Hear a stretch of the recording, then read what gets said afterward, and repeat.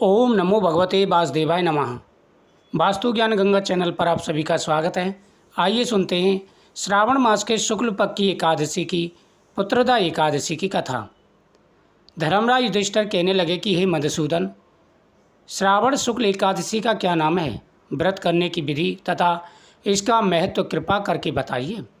श्री कृष्ण जी बोले, हे राजन, इस एकादशी का नाम पुत्रदा है। अब आप शांति पूर्वक इसकी कथा को सुनिए। द्वापर युग के आरंभ में महेशमती नाम की एक नगरी थी, जिसमें महीजित नाम का राजा राज्य करता था। परंतु पुत्रहीन होने के कारण राजा को राज्य सुखदायक नहीं लगता था। जिसकी संतान ना हो उसको यह लोक और परलोक दोनों ही दुखदायक लगते हैं। पुत्र सुख की प्राप्ति के लिए राजा ने अनेक उपाय किए, परंतु राजा को पुत्र की प्राप्ति नहीं हुई। वृद्ध अवस्था आती हुई देखकर राजा अपनी प्रजा के प्रतिनिधियों को बुलाकर के कहने लगा कि हे प्रजाजनों, मैंने इस जन्म में तो कोई पाप नहीं किया। मेरे खजाने में अन्याय से उपार्जन किया हुआ धन नहीं है। ना मैंने कभी किसी देवता का अपमान किया और ना ही मैंने कभी किसी ब्राह्मण का अपमान किया। हे प्रजाजनों, मैंने किसी का धन भी नहीं छीना, किसी की दूसरी की धरोहर भी मैंने नहीं ली। प्रजा को पुत्र के समान पालता रहा। मैं अपराधियों को पुत्र और बंदरों की तरह दंड देता रहा हूँ। कभी किसी से घृणा नहीं की, सबको समान माना है। सज्जनों की सदा पूजा करता रहा हूँ। इस प्रकार धर्मयुक्त राज करने पर भी मेरे पुत्र नहीं हैं, सो मैं इसका कारण नहीं जानता और इस कारण मैं अत्यंत ही दुख पा रहा हूँ।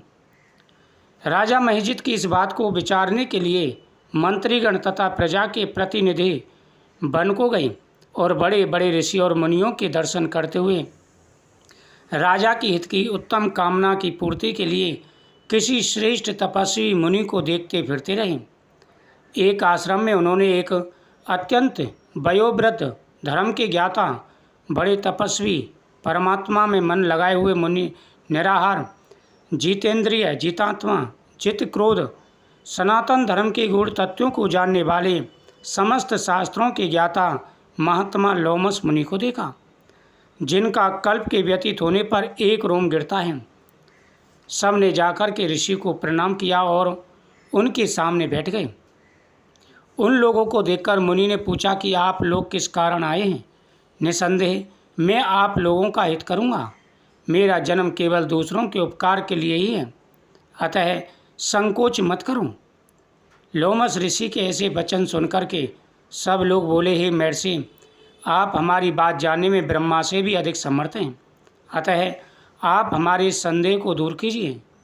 महेशमती पुरी का धर्मात्मा राजा महीजित प्रजा का पुत्र के समान पालन करता है, परंतु फिर भी वह पुत्रहीन होने के कारण अत्यंत दुखी है। हम लोग उनकी प्रजा हैं, अतः उसके दुख से हम भी दुखी हैं। आपके दर्शन से हमें पूर्ण विश्वास है हमारा यह संकट अवश्य दूर हो जाएगा, क्योंकि महान पुरुषों के दर्शन मात्र से अनेक कष्ट दूर हो जाते हैं। अब आप कृपा करके राजा के पुत्र होने का उपाय बताइए। यह वार्ता सुनकर के ऋषि ने थोड़ी देर के लिए अपने नेत्र बंद किए और राजा के पहले जन्म के वृतांत को जानने लगे।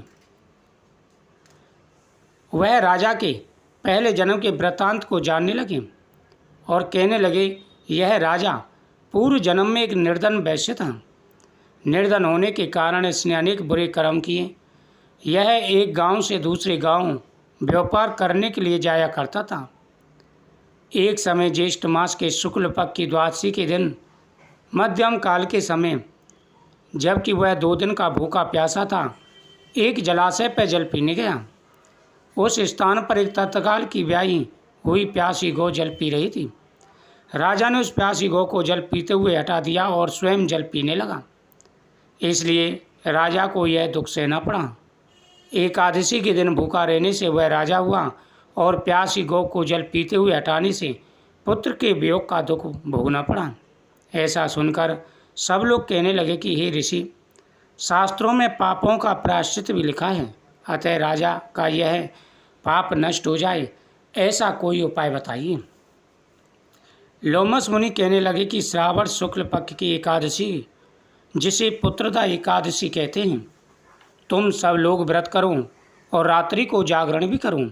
इससे राजा का यह पूर्व जन्म का पाप नष्ट हो जाएगा, साथ ही राजा को पुत्र की प्राप्ति होगी। लोमस ऋषि के ऐसे वचन सुनकर मंत्रियों सहित सारी प्रजा नगर को वापस लौट आई और जब श्रावण शुक्ल एकादशी आई तो लोमस ऋषि की आज्ञा अनुसार राजा सहित सबने पुत्रदा एकादशी का व्रत किया और जागरण किया। इसके पश्चात द्वादशी के दिन इसके पुण्य का फल राजा को दिया।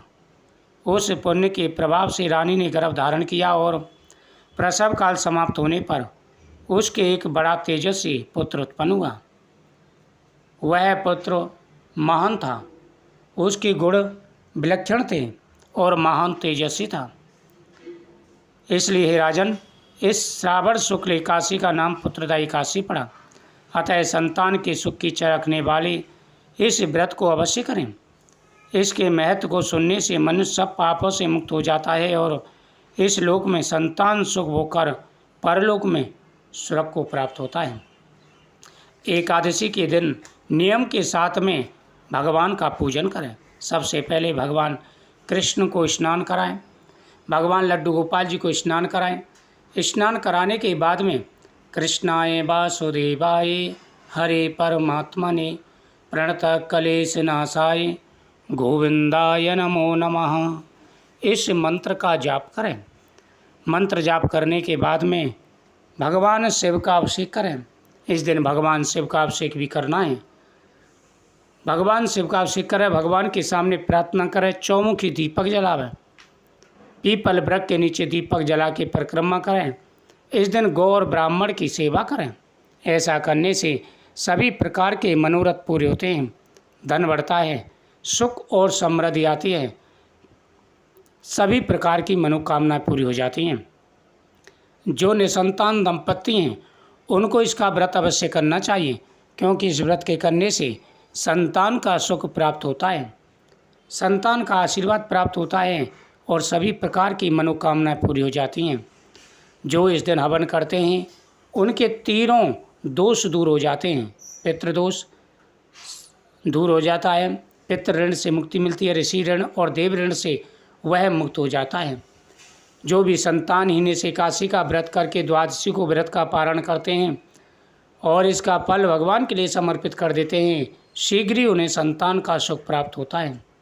जो व्यक्ति सच्चे मन से भगवान विष्णु का पूजन करते हैं उनके सभी मनोरथ पूरे हो जाते हैं। तो आप भी सच्चे मन से भगवान विष्णु का पूजन करें। जीवन में खुशियाँ, तरक्की और कामयाबी आपको मिलेगी और आपकी प्रत्येक मनोकामना पूरी होगी। सच्चे मन से की गई पूजा अनेक प्रकार के सुखों को दिलाती है। और जो व्यक्ति एकादशी का व्रत नहीं रखते, एकादशी आने पर भगवान का पूजन नहीं करते, उनका यह जीवन चांडाल की योनि के समान है। सच्चे मन से की गई पूजा अनेक गुना फल प्रदान करती है और सभी प्रकार के मनोरथों को पूरा करती है। ओम नमो भगवते वासुदेवाय नमः।